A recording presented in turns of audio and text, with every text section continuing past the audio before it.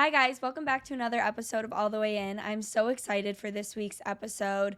We are doing a little bit different this week and going really in depth with a really good friend of mine and someone who has been on the podcast before. So if you have been listening for a long time, you guys will recognize her and know her. This was back before we started doing video. So I'm so excited to have her on now when we have video. We're going to be talking all about women's sports, what it looks like at Iowa, the future of women's sports, college athletics, like so many things going on here. Also, she is a business owner, so we're going to be talking about that as well. But yeah, Jaecee Hall, welcome back. Thanks for having me. Hey, you have upgraded since the last time I saw you. Yes, we have. We're rolling now. This is awesome. We're not in the Peterson study room anymore. Nope, we're in a nice basement. We've got cameras. We've got microphones. Hey, we're professional. Yeah, we are. We're stepping it up. Love it. Okay, so obviously, as you guys can see from her shirt, Unbreakable Female Athlete, that is her company. Yep. Love it. So let's give, for people that don't know, you can give a brief backstory on you starting your company, and then we can get into updates because there are many. Yeah. So for people who don't know, I began Unbreakable Female Athlete in 2022. Didn't start it out like with the whole idea that 2 years later I'd have a business. I just wanted a t-shirt that said something about being a female athlete, especially in today's world where there's so many hoops, there's so many barriers. You know, women's sports is growing, but we still have so many different barriers that we face. And so I wanted something that kind of epitomized what it meant to be a female athlete to me. Sat down with my roommates, Abby Klosterman and Emma Dabnett. I'll give them a shout out because they helped me come up with the word unbreakable. We had a ton of different words. And I think unbreakable stood out to me just because it was such an umbrella term. And I use that a lot. Like the way you identify with unbreakable could be different how I identify with unbreakable. But at the end of the day, we come together under the same, umbrella term, and we support one another, however that looks.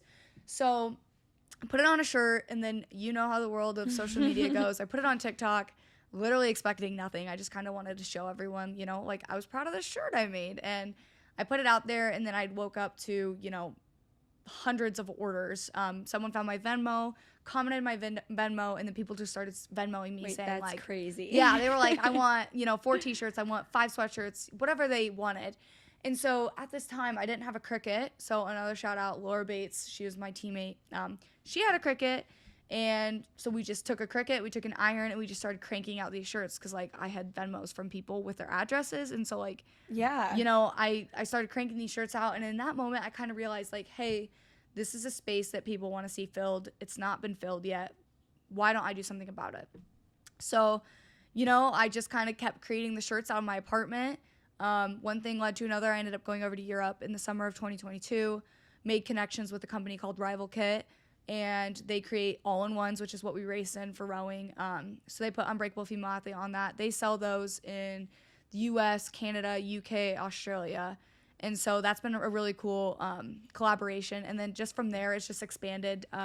My company sold in 12 countries, and I do a lot of, donating back towards grassroots youth female athlete organizations. That's the biggest. That's really what's biggest for me is I'm creating kind of this starts the conversation, but every time you purchase something, it donates money towards grassroots youth female athlete organizations. And so to date, I think I have just hit over $10,000 that I've donated. Wow. Which, I really haven't started donating until the past year and a half. And so I think in that time frame, that's, it's a good chunk of money to donate to different organizations and try and inspire young female athletes and, pour the money into them at a young level.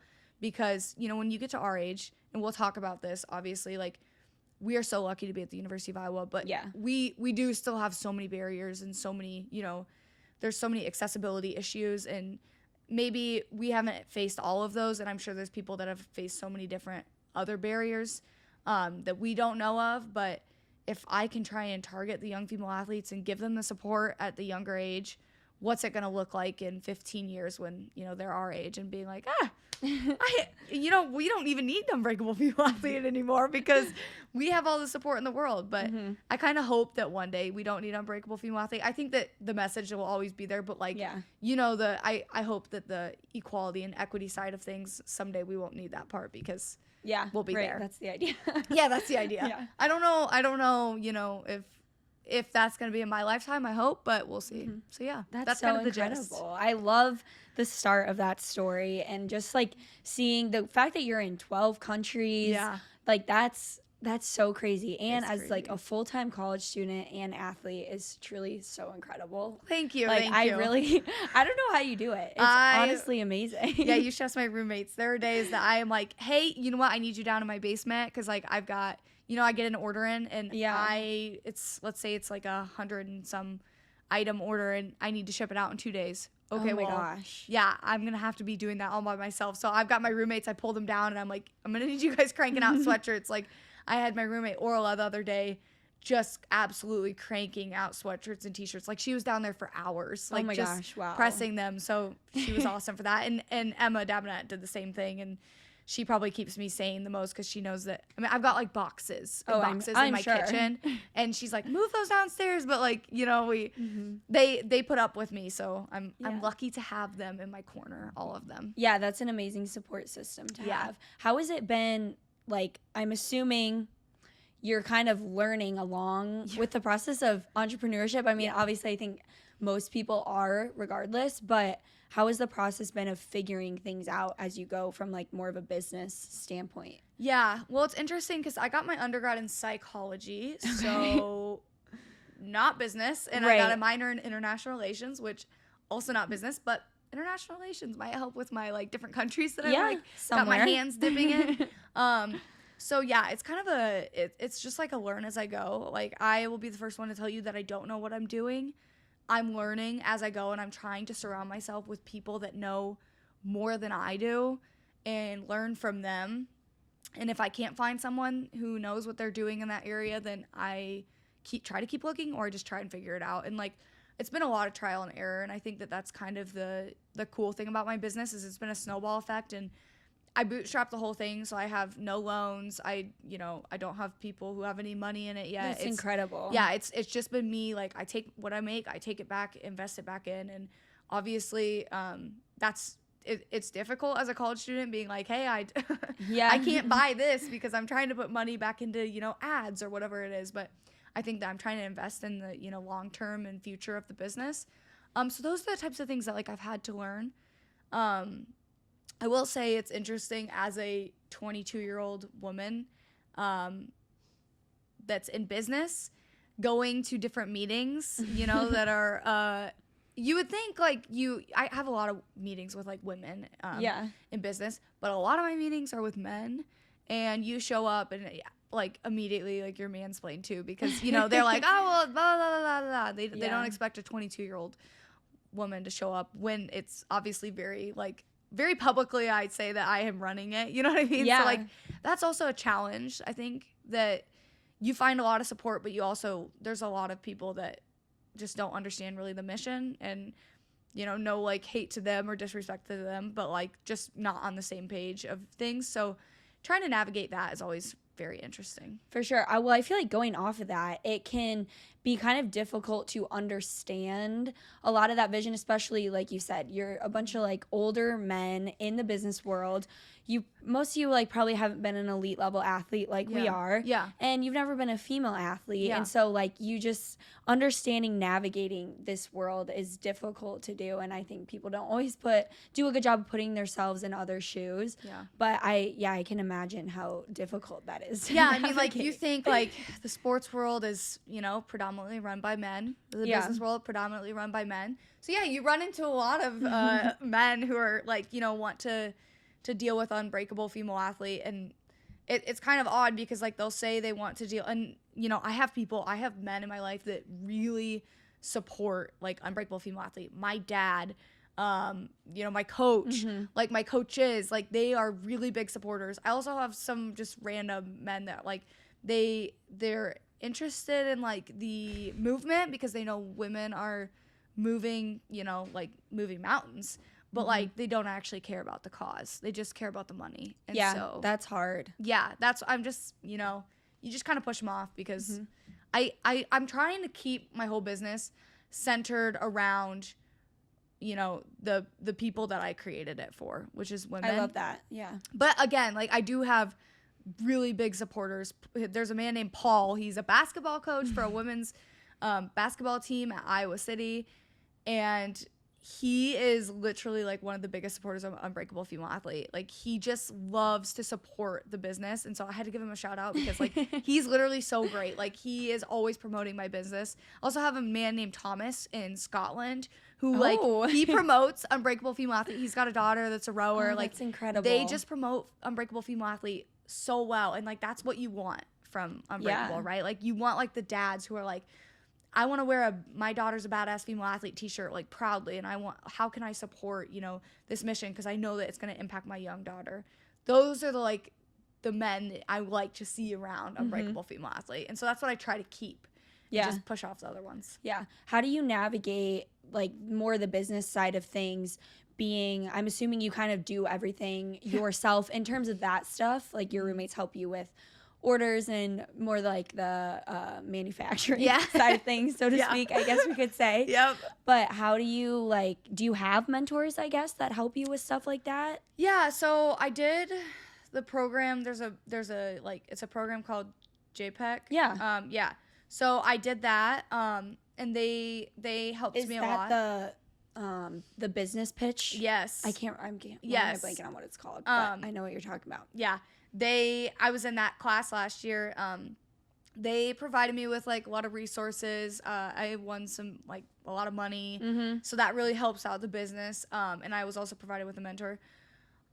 And outside of that, like, my mentors have really just been like the people in my life that, you know, I know support me. Like, literally my mom, who my mom, bless her heart, she's a teacher. So I'll tell you, like, here's like the business side of things. So trademarking something is very difficult and very expensive. I bought, you know, a trademark. I had an attorney, a lawyer, whatever. And I'd been using him and paid a lot of money for him to help me get my Unbreakable Female Athlete trademarked. I find out literally like not even 2 weeks, a week before my trademark you submit it, you go through this whole process, yada, yada, yada. Basically, it came back saying that my trademark was infringing on someone else's trademark, and I couldn't use the word Unbreakable Female Athlete because someone had the word unbreakable in theirs. They just had the term unbreakable trademarked. And he told me this a week before I had to have something submitted. He's like, if you want me to submit a response, you have to pay me like $1,500 right now. Are you kidding? Oh my gosh. And I'll come up with a response. And then he's like, but I don't think it's even going to be accepted. Like, you're better off just like scrapping your whole business. I'm bawling in noodles by myself. And I call my mom, like, I don't know what to do. She's like, you know what? Like, screw him. I'm going to figure it out. My mom literally spends the next like 5 days Googling everything about like trademarks and, you know, like all the responses, everything. And she like made up a whole response to it and made it sound like a lawyer did it. And I don't know how she did it. And it went through and I got accepted. Wow. And, like, the lawyer had told me literally that like I had no shot at getting the Unbreakable Female Athlete trademarked. So like those are the types of things that like are really stressful when you don't have people in your life that like, one, you find the wrong people that clearly just want to take your money. Yeah, take advantage of you. Yeah. So like if I would do that again, I think I'd try to like really like I'd interview different like lawyers. That's smart. And I'd find a woman who like actually like cared about my mission because he was just in it for the money. Yeah. So yeah, those business sides of things, like I have certain mentors, but not really. Like, it's just trying to figure things out. I really just try to like collaborate with different like women's sports, you know, businesses, organizations, companies, whatever they are. Yeah. So those are my mentors, basically. Like, we kind of mentor each other. We're like, how did you do this? How did you do that? And basically sharing information. Yeah, it's got to be so frustrating being in that space and, like, especially being a 22-year-old female starting a business. You have no prior experience. You're learning as you go. Like, so many people looking to take advantage of that it's crazy. Like, that's got to be so frustrating. Yeah. Definitely. It is frustrating. I would say, like, I do have a goal. I'm trying to get into different stores. Like, my goal is I'm, you know, working with different organizations, people to try and be, like, vendors at different events. Like, you know, picture sixth grade you going to, like, you know, your soccer tournament. And, you know, seeing... Like, did you ever go to Overland Park? No? Overland Park. Every time I went to Overland Park, they had... the sweatshirts, and I could never leave without getting a sweatshirt and like throw on the like I defend like a boss. You know? Like, you put all that exactly like, forward like a boss, and then you put like the tournament on, and then your number on the back. Yeah. Well, I kind of want to do that with Unbreakable Female Athlete, except for just Unbreakable Female Athlete. Yeah. I don't want like all the rest of the stuff on it. We don't need the numbers. No, because you know when I look back on that, I like donated all those sweatshirts. So like, but I would still wear like an Unbreakable Female Athlete one. You know, so that's a good one. Trying to do that, and also trying to get into stores, which is very also a tedious thing when you don't really know how to get your foot into the door with different places. So yeah, working towards that. That's my next goal, really. Okay. How are you, like, I guess, what are your next steps for achieving that goal? And, like, what does the approach look like for doing that? Yeah, lots of just random emails to people. Like, I received a contact for Shields through one of my old teacher's husbands. He's a teacher in Ankeny. He gave me a contact to Shields, and I sent an email, had a conversation with them. So I've been sent over a contract, still working through those details on getting into Shields. So it's basically just exciting. Like throwing yourself out there and being like, hey, this is what I can offer you. And hoping, that they believe in your mission as much as you do, and just showing them like how much Unbreakable Female Athlete can really impact not only like the local community, but the world as a whole. And it really can like spark a revolution, and it is sparking a revolution, but getting into these big stores would spark a revolution quicker. Yeah, for sure. Yeah. So I love that. This is so exciting. I'm so I mean, just like since seeing you the last like year and a half, it's how much it's grown. Like I see people all the time on campus wearing Unbreakable Female Athlete, cool. Coaches wearing it. Like it's so awesome to see you continue to grow it. Yeah, it's surreal to me. Like I'm sure. I have like gotten to the point where I've started to see like you'll be somewhere and you'll see someone random wearing Unbreakable Female Athlete. Like I was in, and this isn't necessarily random because this was like at an event when I was racing in Florida, but there was a girl on the other team who was wearing Unbreakable Female Athlete. Like just like that's cool. Someone I didn't know, like walking around, and like parents walking around in Unbreakable Female Athlete, and like my daughter's a badass female athlete, and you get that stuff, and that's really cool. And I think probably to date, my best memory was I was in London this past summer, and I was walking around like one of the markets. Like I'm literally in the middle of London. This girl comes up to me and like taps my shoulder, and she's like, "Are you Jaecee, like the girl who runs Unbreakable Female Athlete?" And I was like, "What?" Like this in is the crazy. Middle of England. In the middle of England, like in the middle of London, smack dab middle of London. Gosh. And she's like, "Oh my gosh, I love your stuff. Like I see you on TikTok." And yeah, that's kind of when I had an aha. Like this is really doing cool. something. Yeah, this is really cool. So yeah, that's so cool. So I want to end. Obviously, we've gotten into this a lot. We have other topics we want to talk about, but give us like a little promo. Yep. How can people shop, find you, all the things? Yeah, everything's Unbreakable Female Athlete. So Instagram's Unbreakable Female Athlete _ website's www.unbreakablefemaleathlete.com. And then we have TikTok, which I try to post on for my Unbreakable one. It's just at Unbreakable Female Athlete. Yeah. So find the socials there. If you get something, DM us a picture of you in it, because I love posting everyone that wears Unbreakable. Yeah, that's how you can find us and give us a follow. Yes, please go do that. Follow, go shop their website. They have incredible stuff, and obviously you're supporting such an incredible person and cause. So. Yes, thank you. Love that. Okay, so shifting forward a little bit along the same lines. Yep. I follow you on social media, and I see a lot of the content you post, and you've gotten a lot more into like sports reporting and stuff like that for women's sports, specifically in college. Mm-hmm. So talk to me a little bit more about that. Yeah, I was just kind of like, I'll say I was bored over Christmas break, and I was just thinking about like, women's sports content, and like I love seeing women's sports content. Like anytime someone posts something about it, I'm like liking it, saving it, sharing it. I'm doing everything to try and like boost it because I want to see more of it. Right. So I tried to do a little bit of it on TikTok, but I'm kind of, I would say I'm like kind of bad at like doing the actual like reporting. So I like to, highlight whatever sports are going on, but I I've also tried to transition that into Unbreakable Female Athlete as well, is where you're just like posting like facts about like female athletes and sports and events, and just trying to get more. My whole goal is to try to get more content out of all women's sports. I mean, like, I think March Madness with women's basketball is literally the prime example of what could happen to all women's sports if we put the time and attention into it, right? Like, I feel like we talked about that on the last podcast of like, if you really put your time and energy into a sport, it's going to show, and it's going to come back in increase revenue, increase, viewership tenfold. However, of course, you do have to, give it time. I think that women's basketball, like, it blew up so quickly. I think faster than, it has been, on the rise over the years, but this year it blew up so quickly. And so I'm trying to just, give the attention and love to all different sports on like my different various social media accounts. And whether it actually does something and actually like goes viral, maybe not, but at least someone out there sees it and thinks like, hey, you know what, like, that's a really cool fact, that's cool information, or I want to learn more about that. And if I can spark one person's mind about something women's sports related, then I've done my job.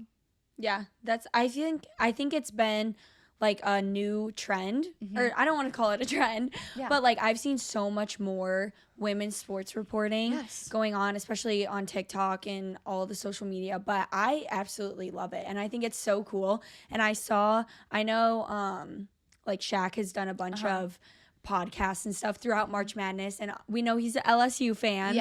But I think it was so funny because he went on one podcast and I saw the clip and he was like, I couldn't even name a single men's basketball player. I saw that. And I can name like 5 women. And he was like, I could name like 10 women's players right now off the bat. And I was like, damn, that's cool. Like, someone like that it's so cool. It is. And it just shows like how many people are paying attention to women's sports right now. Like, it is absolutely blowing up, and it's getting the limelight that it's always deserved to have. And you're right, it's always so interesting the way I always try to like word it correctly, because like it's not just a moment, like it's not just like a blip in this life of ours of like just right now for these next 17 months we're gonna care about women's sports. Like, no, it's going to continue to grow and blossom, and it's going to be what it deserves to be. And so I think that that's really cool. And I think that those people that have the platform to speak about women's sports, and when they do, it really just amplifies all women's sports and brings more attention to us. And, hopefully knocks down the naysayers, because, there's a lot of them out there. There always will be. Yep, there always will be. You can't get rid of all of them. But when these naysayers, their, idols are speaking about women's sports, kind of makes their head, Yeah, they're like, oh, maybe it's not so bad. Maybe I should pay attention to that. Yeah. No, I think it's so interesting because, obviously, like, the girls like Caitlin Clark that we had in women's basketball this year were insane. But it's not like we don't have that same caliber of players in every other sport. Yeah. It's just like figuring out how to get the media attention, how to get people aware of it, and like watching it, because they're there. Yeah. It's just finding it. Yeah. I think that and I know we talked about this the last time too, it's really trying to hone in on your like social media and the platform that you have. I think that like if, the different universities, wherever they are, really honed in on, promoting all of their women's sports, utilizing, there's so many people on campus, right, that want to create content for different sports. Like, if we utilize those people and spread the wealth, amongst all of the sports, and then you use that content and just promote, that's going to make people like want to, if you show that you care about all these sports, your followers are also going to care, because they see that you care. And it's also going to make them think like, oh my gosh, like, Iowa women's soccer, they're really, really good. The number 8 seed that ended up winning, you know what I'm saying? Yeah. Like, it makes people think like, oh my gosh, I want to support them, or oh my gosh, I want to go to a game. Or then that leads to, oh my gosh, like, I want to get a jersey to support. And like, then they start wearing that out and about, and then other people see and they're like, oh my gosh, I want to support. It's literally a ripple effect. but it starts with actually like wanting to invest in all of the sports. Yeah, I 100% agree. And I know like we share a lot of Yep. similar thoughts. We talked about this a lot, and I talk about this all the time with my parents, like very in depth, and they're like, oh, I'm always sharing my ideas and whatnot. But like you said, like it's simple things that we can do. And even like you said, the content creation, like we have the people at this university, Yes. at every single university that want to create content and make videos, and they're literally interns doing it for free. Yeah. It's like, and so it's like, why just send them out to all the sports? Like, of course, like, you know, everyone's going to want to do football and stuff like that. Like, that's great. But also, like you said, spread the wealth. Listen, it's cool to do football, but would you not stand out more if you had a diversified profile? Like, Yeah, that's true. Think about you've got A, B, C in front of you. A and B both have all of their stuff is just football. C has football, rowing, soccer, tennis, golf, swim and dive, like track and field, like the list goes on. Would you not look at that and think, gosh, like they can really shoot any sport, any angle. They know how to get behind the scenes of all these different sports, what's going through their heads, you know, which is important, I think, in content creation, because what's going through their heads is, you know, as a content creator, you've got to know what the next move is. And I think that makes you a better candidate for a job. So I think that would be really beneficial for any of the universities, individuals who are looking to actually do an internship, and also looks better for the university because, like, you're probably going to get more people hired because, man, does their resume look really good. Yeah. Stands that's out very true. amongst all the other universities. Yeah. As a female athlete, how do you look at things like NIL and sponsorships and brand deals? And like, I'm curious what your opinions are on that, and just like opportunity wise and getting more of that. Yeah, I think it's really difficult. I think that I was lucky enough. My like TikTok was basically like my personal Jaecee Hall TikTok has kind of helped me get various NIL deals. But I think that if you don't, like, as a female athlete, especially as a female athlete rower in a non-revenue generating sport that a lot of people don't pay attention to, I would not have that opportunity. It's literally solely based off like the TikTok, like I think the followers, and they just kind of look at that and they're like, oh yeah, like if you put a video out there or something, like that's all they're looking at. I think that it's really difficult for female athletes to get NIL deals, and then on top of that, female athletes in typical non-revenue generating sports. I think that there needs to be a way to bridge the gap. I have like so many different ideas on that. Like I would love to, you know, find a way to work with, you know, female athletes in non-revenue generating. So I think basically the female athletes that are not, you know, women's basketball. This is probably specifically at Iowa. I think that this could be maybe generalized, but like, you know, women's basketball, maybe if you can think of any other sports. Like I would think like volleyball. Volleyball. Nebraska. Yeah. Very or select. in like Wisconsin. Yeah, like those girls, like they deserve it. Do not get me wrong, they deserve it and they've earned it. It's just trying to find like how can we bridge that gap and get the opportunities for other female athletes, because they're just as deserving, they're just as hardworking, and you never know, like they could really create a awesome platform that promotes your products and have a really good audience. You just never know until you figure out how to bridge that gap. So for sure. Yeah, I think that it's really difficult for female athletes in general. What are your thoughts on it?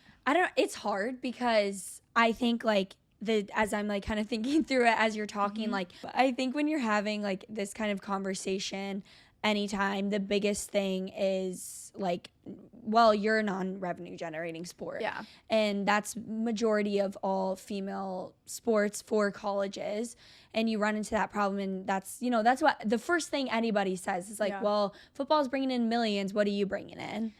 Like nothing. Yeah. And it's so hard. And like, I mean, I don't really know, because I mean, they do have a point to a certain extent, like, yes, but then it's also like, I look at it like our university, for example, how much money our women's basketball team brought to the University of Iowa, to Iowa City, is literally insane. I don't know how it compares to football. I haven't seen that. I would like to see that because I'm sure it's up there if it's not more. Yeah. But like, it's crazy to me because you can see what happens when you invest Exactly. in your athletes and there's potential there. And like we said earlier, it's not like Caitlin Clark is like a phenomenon that never will occur again in women's sports. Yeah. There's so many other girls like Caitlin Clark in every other sport. Well, they're there. yes. And like evolution like is a thing. So like women's sports is only going to get better. Like the sport itself and the girls and women playing the sport, it's only going to go up from here, like the talent. And then, you know, going back to the non-revenue generating thing, I think that just goes back to the investing piece that we spoke about. Like football has decades on decades on decades on all of us in women's sports, right? Like we literally just got rights in the 1900s. Like we just got the right to vote. So like, yeah, of course, you know what I'm saying? Like we weren't like playing sports like and competing and having these opportunities. So football has all of these generations of, you know, time and exposure. And so yes, of course they're generating millions of dollars because we are so far behind in the whole, you know, process of actually promoting the sport. Like whatever sport it may be.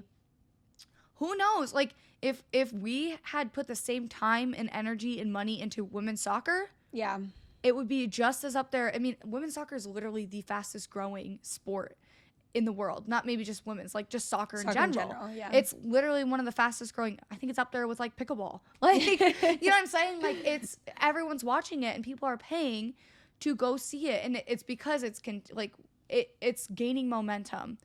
And it's gaining momentum quickly, but we look at things in the, you know, the lens of football, which has had all of this time, all of this energy, all this money poured into it for years. So it's really not an apples to apples comparison. And so that's where it's difficult of like, they bring in money, but you haven't even given us an opportunity to prove ourselves yet. You haven't given us the time of day. So until you give us the time and the energy and the money and the resources, you can't say that we have no ability to generate revenue. For sure. Yeah. It's just like, it's an impossible comparison because you literally have not given us the chance to show you if we can. Yeah. And I think going off that too, especially like at the university level, and I know University of Iowa, especially, like fans are diehard here. And I know at most universities, fans are diehard. Yeah. And so like it just comes back to minimal amounts of investment that you literally don't even have to pay for. But the University of Iowa doing like really good promotion and utilizing these student videographers, like pushing out all this content, like you said, the people that follow the University of Iowa, the fans, like they will start to care. And they'll be like, oh, I wonder, like they're pushing a lot about this women's soccer team. Like they must be pretty good. Like let's go check them out. Yes. And like that's how you start building a fan base, and people will start to care. People will invest because people want to support their universities and the teams they like. And they'll want to pay to come see. Like that's another thing is like undervaluing your sports is like people will pay money to come watch a game. Like I will pay money to come watch you play soccer because I want to see it. And also I know on the back end it's putting money into the program and it's proving that the program is worthy and matters, and these girls and women who have trained their whole lives for this, like they matter and they are incredible athletes, and like we should support them. So like sometimes I struggle with the fact that like some sports are like free to get in, and it's like I do get to a point, like, you know, if like to gain a fan base, but once you have like, you know, a pretty good fan base that's coming, like people aren't going to turn away if you say it's $5 to get in. Right. They're going to be like, okay, like, yeah, I mean, like you pay money to go watch a high school game. Yeah, that's very true. Why would you not want to come watch, you know, a collegiate game?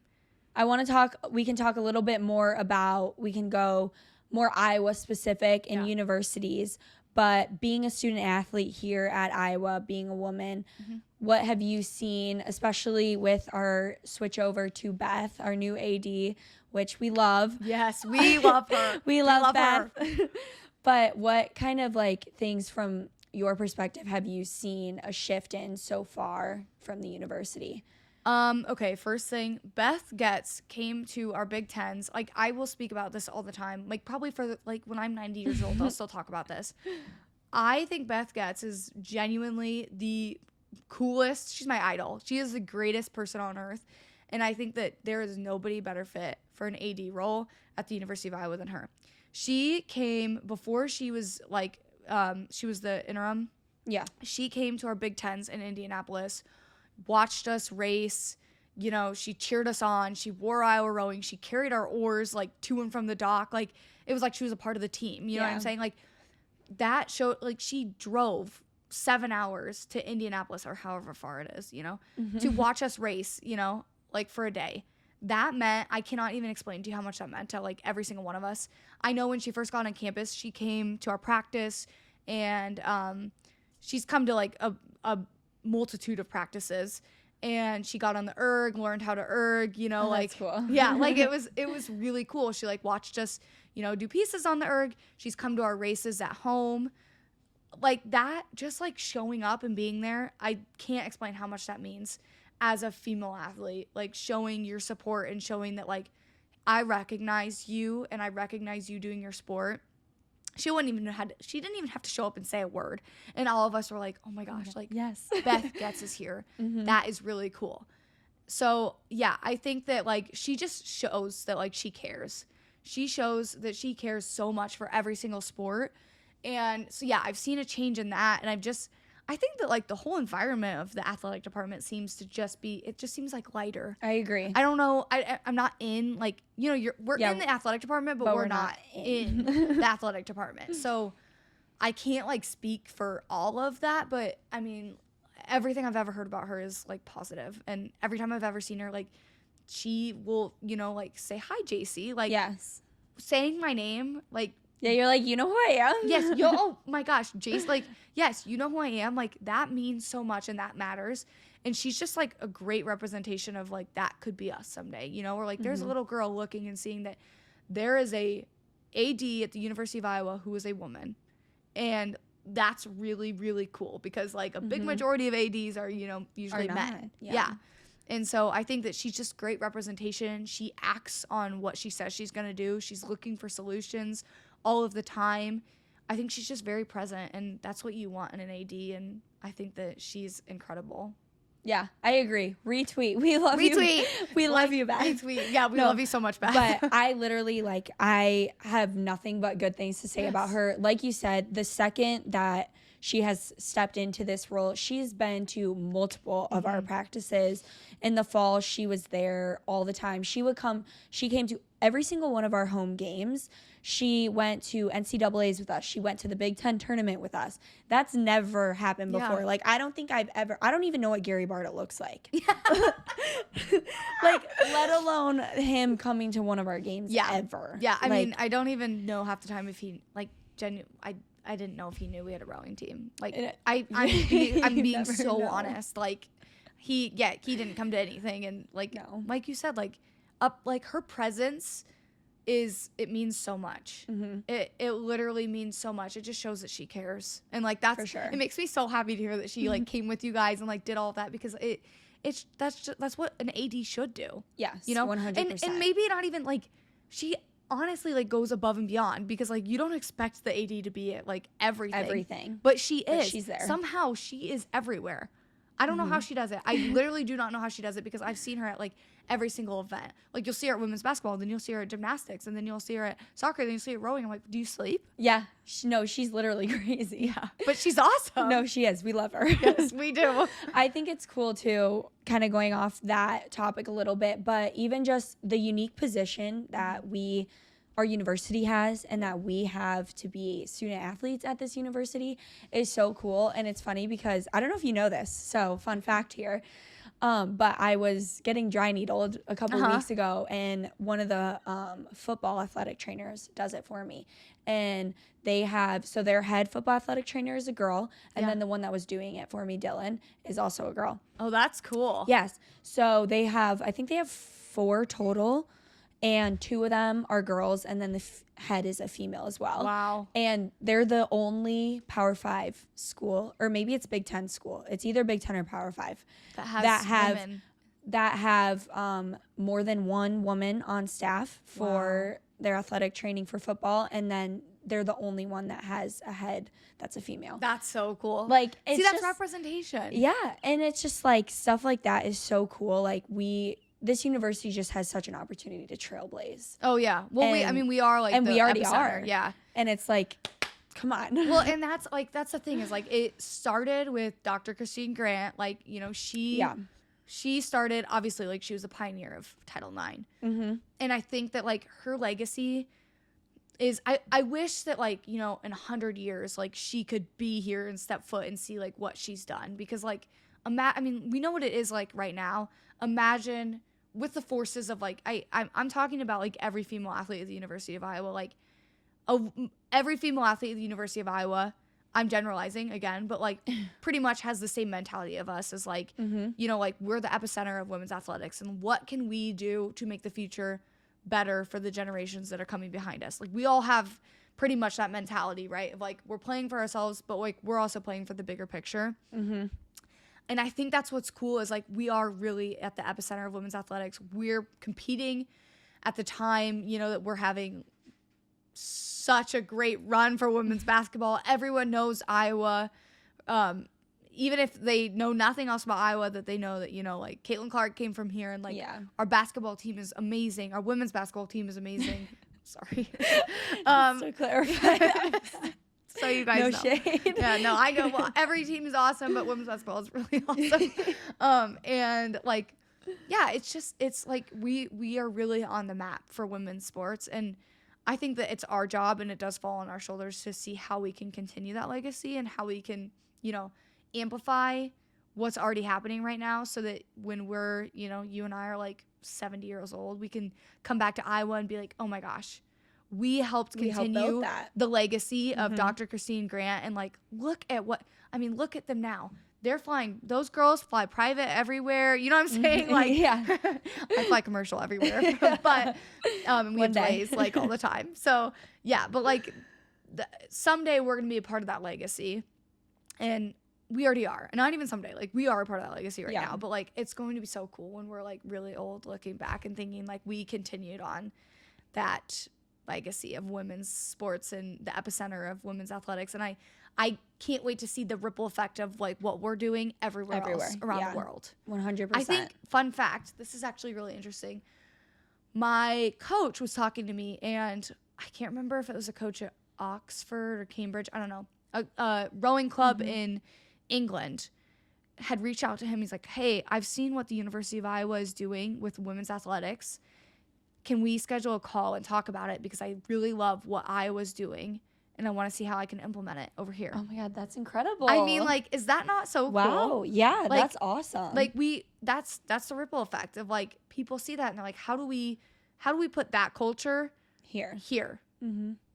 That's amazing. Yeah. And I even think about that too, like within our own sports. And I know we talked about it a little bit, but like, how can we, like we said, continue to emulate? You can see that this works. You can see that when you pour and you invest in your female athletes, results come. Yep. So it's like, how can we continue to replicate that in every single one of our sports at this university? Exactly. And we just, we'll be a blueprint. Like, and I think it is, but I think that, listen, everything can always be better. We can always improve, and we know that. And I know that the University of Iowa knows that. But like, how can we genuinely be the blueprint for every single other school? Because I don't think that we can say we're the blueprint yet. Yeah, because I would agree. And maybe maybe you can't ever be a perfect blueprint. I think that we can be a better blueprint than we have been. I think what we're doing with women's basketball shows. So now how do we do that same thing with all the other sports? It's going to take thinking. It's going to take time. It's going to take money. Mm-hmm. But at the end of the day, what are the results going to be in, 40 years? How has all that time, energy, effort, money that you put in, how has that, paid you back? It's going to be tenfold. Like, absolutely, no doubt. It's been proven. It basically doesn't fail. Everyone is a fan of some sport. So it's finding out how you tap into those people. Yeah, 100%. So kind of going off of that, in your opinion, do other female athletes like me and you, how do we better support each other and like continue to move this forward? Yeah, I think moving the needle forward is just is literally like conversations like this, like starting conversations like, how can I help you? How can I support you? What can we do to support you and your team? You know, like, what are your needs? Then, you know, backwards on my end. And then it's, you know, how do we come together? You know, we've got like Herkies at Iowa. Like, how do we come together as female student athletes and use our voice for the better of all of our sports? Different sports are going to need different things. Like, for example, you know, they've been trying to get a gymnastics facility for so long. If we would have all put our voices together, and obviously this is, you know, we weren't here however many years ago, but like, if people put their voices together and continue to speak out on like, hey, they really need a facility, would it have come quicker? I don't know. That answer you don't know, but like, finding ways that we can all use our voices together, because one voice is powerful, but all of our voices together are, you know, super powerful. Yeah. Because it really shows like, hey, we really care about one another, and this is something that we think is really going to impact, you know, not only us now, but the future generations, and this is why it matters. And I think that's another thing, is trying to look at the different sports and figure out like, why does this matter? Like, maybe you're not in my shoes, but if you can try and look at, you know, the different needs through my eyes, I try to look at the different needs through your eyes, we can come find a way to support one another. And again, everything that you need is not going to be given to you. We know that.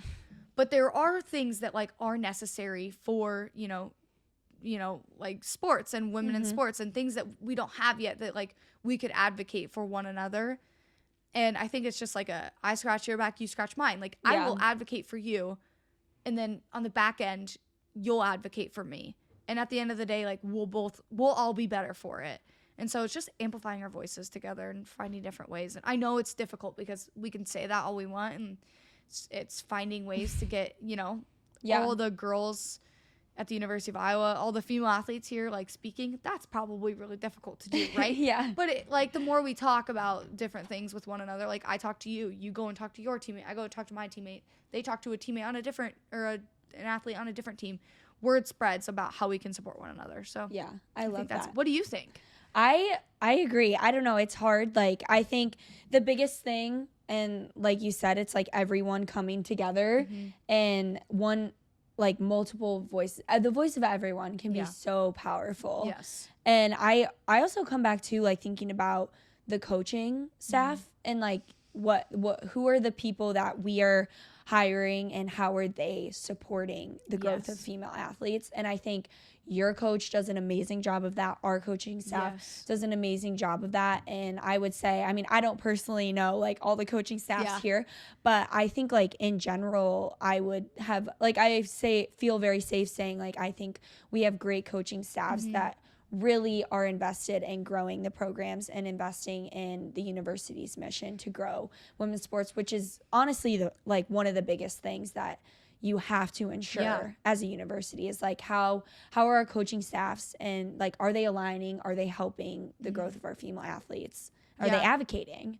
Well, you want the coach that you're hiring to look at these women in sports as like, these are my people, these are who I'm going to advocate for, you don't want them to look at this as a stepping stone to like a men's job. Right? Like, we're not a stepping stone. Like, I will repeat that a gazillion times over. We're not a stepping stone. And you're right, touching on like our coaches, I think we could both speak, like, I'll speak on my coach and then you speak on your coach of like, because I think that we both have to give them a shout out of like, and like Garb, for example, we all call him like a girl, he's a girl dad, right? Like, he has one son, but he is a dad to, 65 girls. Like, he is always advocating for us and trying to figure out like, what can I do to support these women who are showing up and competing every single day? What can I do to help them? And that looks like, communicating with our athletic trainer, and that looks like communicating with our Coach Roberts, our strength and conditioning coach, like finding different ways to, I think promoting also comes in terms of like actual training, like training for a female athlete looks different than training for a male athlete, right? And so it's like, our coaches have designed, I think that they do a really good job of making programs that are like genuinely designed for a female athlete, and like making training plans, like understanding that like for example, when you're on your period, your training through your cycle looks different. You're competing. And I think this is speaking specifically for like rowing, for example. Not saying that like they all know when we're on our periods, besides the fact that like probably we're grumpy, but like you look at like, you take into account like the numbers, like, you know, on the erg, you're not going to have maybe the best week during your period or the week before. I don't know when it is that you have like your worst performance like in your cycle, but like you could take that into account and like if they're not going to use that against you. So just different like little things like that is like that's genuinely advocating for a female athlete. And I know that there's so many different other things that they do behind the scenes that I don't even see. I know they're always, you know, communicating with administration, figuring out like, how do I advocate for our athletes better? For example, all my years at Iowa, well, not all my years, before Garb got here, we got $20 a block card a week. Like that was it. That's how we were my freshman year. Yes. And so now we're $20. It's either we get fed once a day or we get $20 that day. So like stuff like that is like advocating for us in our bodies. Like football probably doesn't have to deal with that because they're always getting fed, right? Oh no. Yes. They get steak dinners every night. They get $60 a black card. Smoothies, like you name it. They've got in again, like, do they need to be fueled like that? Yes. Do we need to be fueled like that? Yes. Like our bodies do hard things. We're training all the time. Like we're burning a shit ton of calories. We should also be being fueled. Like, is it just because we're like non-revenue generating sports? Is it because we're women? I don't really know. But like the fact that they advocated for us and got that into our budget is huge. Yeah. So yeah, that's just like a piece on my whole coaching staff is literally awesome because they're just like the biggest fans of women in sports. And like they want to do everything they can to make sure that we are successful and competing at the highest level as possible. Yeah, I would agree. I think I honestly echo everything you say for my coaching staff as well. They have been incredible. And even just like this year, like you said, it's most women's sports, unless for some reason the Big Ten and volleyball, they charter everywhere. Yeah. I think they have there's donors. There's something in there, whatever. But like most women's sports do not get that opportunity.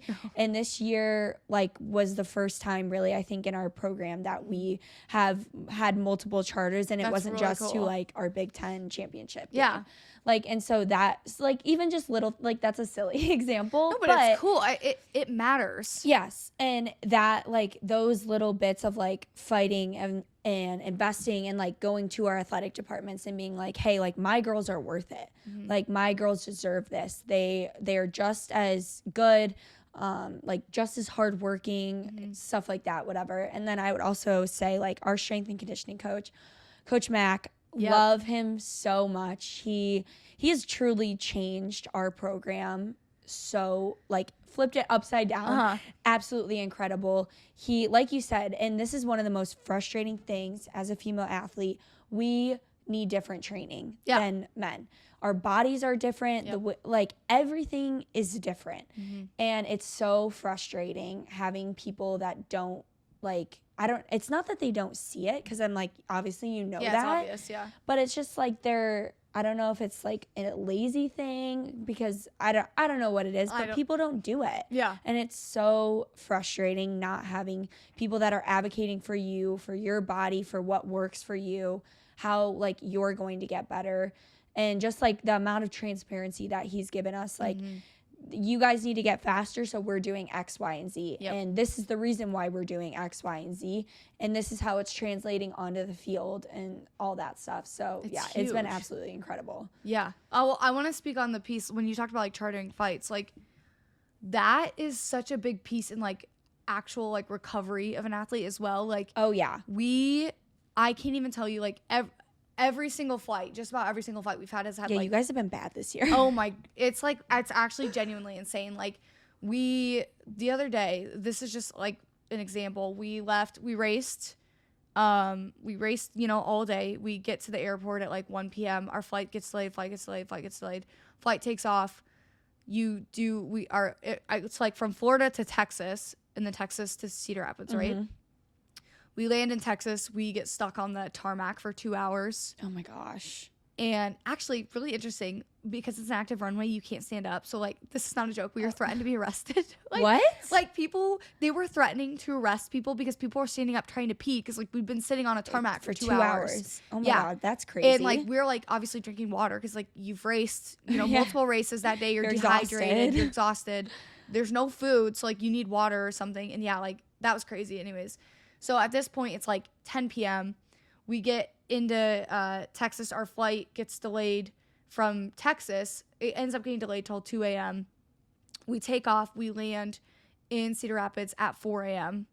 Keep in mind, like, I had woken up at 5:45 a.m. that day to, like, get ready. Like, we start racing at, 8 a.m. So you eat breakfast at 6 and, like, all those different things.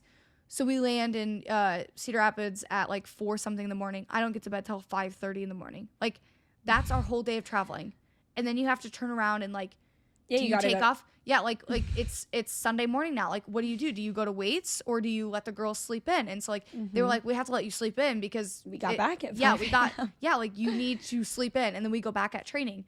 Well, it's different when you turn around and you have that same thing happen to you, and you get in at 4 a.m., but you get into where you're racing. So, like, obviously you're competing. So, like, you don't have an option. You don't have an option. You have to get up and train because you're going to be competing, like, the next day. Yeah. So, yeah, stuff like that. It ruins, like, your training, your recovery, your progress towards a championship. Like, every little hour that you have to take off ruins progress towards something, right? Like, someone else is gaining that hour, a different team. And I think that that's just, like, a big picture of, like, different sports is, like, chartering is, like, such a big deal and a really great thing, because it actually does help sport performance, because, like, you get there, you do it, and you leave, and you get home, and, like, hopefully there's no issue, and you just you just get back. So yeah, I don't know, like, that's a really long way of saying, like, chartering is really important, and it's obviously expensive, but, like, donors are great that like donate. So, like, we appreciate donate money. That's the end goal. And just going off of this conversation, it made me think of it, and I'm curious what your thoughts are and how much you've thought into it. But obviously, with the expansion of the Big Ten, that there's a lot of teams cross country, and like you said, for those of us that don't consistently charter, and we're on those flights cross country, I think it was somewhat of a conversation when the expansion was initially announced, and people are like, well, what does this actually look like for sports that are not football and basketball? And I mean, what does it look like for your female athletes? Like, I think it's a great thing in a lot of ways. And, like, obviously it's all about money, and it's all about football contracts and TV, but it's also, like, a fair conversation to have. Like, how is it going to realistically impact your other athletes, your female athletes? Because, like you said, it impacts so many other things that people don't think about. Well, like, here's the thing is, number one, our team, like, basically everywhere we race is, like, warm coastal areas, basically. Right. So, like, that's our travel is like cross country all the time. And granted, it's not like coast to coast, but it's, like, pretty close. It's like we go out to California, you go out to Florida. Like, we are constantly going out to the different coasts, North Carolina. And then it's like you fly out Wednesday, you come back Saturday, but then it ends up being Sunday morning because you've been delayed so many times. And then you leave again on Wednesday. How does that impact mental health? Like, number one, you're running on no hours of sleep. You have to still train. You have to find ways to still train. You have to catch up on school. Like, how does that impact? Like, think about the fact that, like, these deals are all made surrounding a team that has, like, charter flights. Yeah. Most of us do not have that. Or most of the student athletes, at least if they don't have that, like, or if they do have it, it's still, like, we're not being treated the same as football, right? Like, just in general. Right. Like, we don't have the same recovery resources and the same supplements that are, being added nutritionally, whatever. Like, we don't have that budget. So, like, you're losing calories because you're not refilling yourself properly, and you're not getting enough sleep. And I don't know, I'm really nervous for that, for, like, athletes. And I know that, like, rowing is kind of an anomaly of, like, we don't have very many competitions. Like, we're gone for, like, I guess, like, we leave 6 or 7 weeks out of the year, like, in the spring. And then obviously we travel, like, fall and winter and stuff. But, like, for the past like 6 weeks, we've just been gone every week. Yeah, you guys are gone a lot. Yeah, you just go. You go and compete, you come back, and I know that like softball, baseball, like you have to travel. yeah, those sports literally like play so many different games. So I don't know. I think that that's like, it's a nerve-wracking thing. I hope that with these great big deals that they're getting, they use that to invest in better mental health resources for the athletes, maybe invest in like create larger budgets so that like all the athletes can be chartered, because like if they're flying commercial, then yeah, they're going to be screwed like 9 times out of 10, because like when are flights ever on time? And I think that like that's the biggest thing, is like you're not getting back when you're supposed to, and then it like is a spiral effect of all those different things that like impact your mental health and like your refueling and you're competing and yada yada yada. So it's going to be interesting in the next few years how that impacts athletes, and specifically female athletes who have so many different needs. Yes. Okay, so shifting back to a little bit more of our conversation earlier, talking about, you know, investments in female athletes and the importance of that. What do you think is the role that plays for younger female athletes looking to play in college and throughout their recruiting process? I think that investing in your female athletes shows that the athletes that are coming in are going to have a good space like for themselves as an athlete. If you're not investing in, you know, your female athletes, like yes, if you're investing in your football team, you're going to get a lot of great recruits. But let's say you're not investing in your tennis team. Okay, like let's say they show up and the facilities are shit. Like you're not getting like refueling stations. And we're speaking D1, who like typically most, you know, Power 5, let's say Power 5. You have the money to, you know, invest.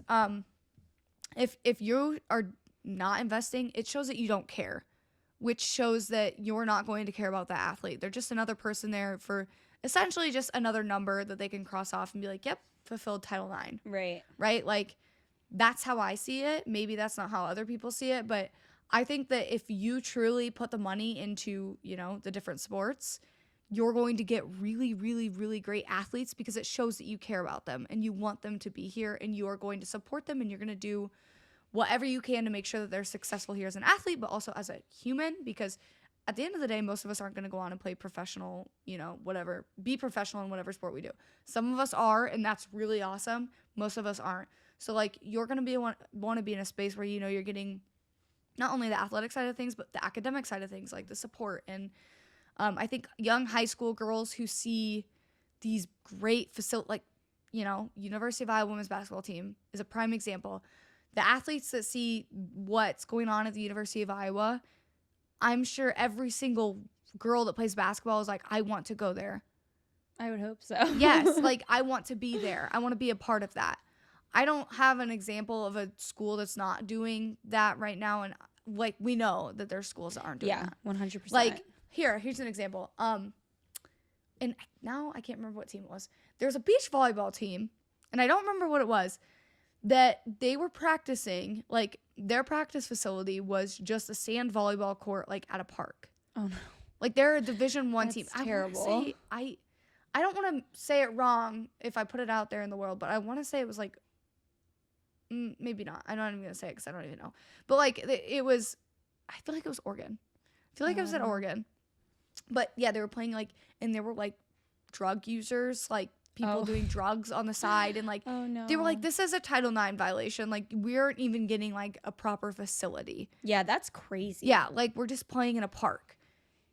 Would you want to go play for them? No. No. Like it shows that like you just don't care. Like you're just checking them off like a bucket. It's just like, oop. Yeah. What are your thoughts? I'm so curious. No, I agree 100%. And I think like going off of your perspective is like taking the perspective of a aspiring female athlete. And like when I'm in your shoes, and like I'm just sitting here thinking like, if what woman, or not, what young athlete, female, that wouldn't want to come to University of Iowa for any sport. And like for me, that's just the biggest thing, and something I never even thought to think about. And I think now like it's a really important conversation to have. But what are the universities that you're looking at doing for their women's sports? Like, how are they investing in their female athletes? And like you said, you can see it through facilities. You can see it through like all of those things like that, like the quality of food, gear, like simple things like that. Like you can see how much people truly invest in their female athletes. And that's so important because like you said, no one wants to be just another box you're going to check off. Like at the end of the day, no matter what school you're going to, you're working so hard. Like it's a full-time job. It's really, really hard. And you want to be able to feel like fairly compensated for that and like taken care of and treated as such. And so I just think it's so important. And I also think too, like that's another thing, the university has such an incredible opportunity to take advantage of. Like you should have girls lining up in every single one of our sports wanting to be a part of our programs. And that's like my biggest thing. I'm just like, I don't know, like it's almost like approaching recruiting as it's a business, it's marketing. It really is. And it's like like I said, you should have girls lining up to be a part of this program. Like what girl would not want to come to college at the epicenter of women's sports? Exactly. Like it's that simple. Yeah, exactly. I mean, it's you literally nailed it right on the head. Like what can we do? Because like, again, like going back to our legacy, like that's what we want to see. We want to see like so many girls want to be in the positions that we're in. And we know that there are, but like what can we continue to do better? Yeah. Because like there are so many different things that we can do better.